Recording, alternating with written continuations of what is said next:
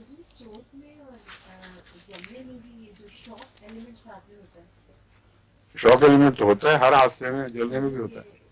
یہ دوائیں کے لیے بھی کچھ اور ساتھ جو دوائیں ہیں شوق کے لیے ضروری ہیں، جن کا ان کے دائرے سے تعلق نہیں ہے، باہر کا دائرے سے، وہ تو دینی پڑیں گی.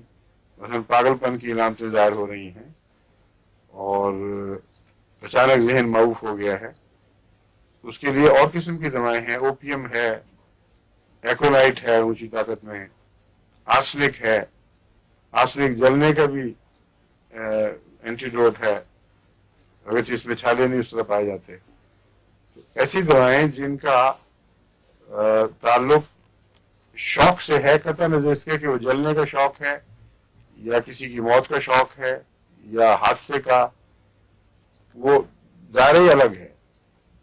اس لیے اس کو جلنے کے ساتھ باندھنے کے کوئی معنی نہیں ہے.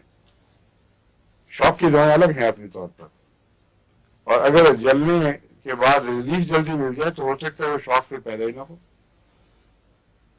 جو ڈر اور خوف چھا گیا ہے وہ اچانک ریلیف مل جائے تو وہ اس میں مدد ملے گی، لیکن براہ راست اس کے لیے یہ دوائیں نہیں ہیں، بلکہ مرض دور ہونے کے نتیجے میں صدمے میں کمی آنا ایک طبی امر ہے.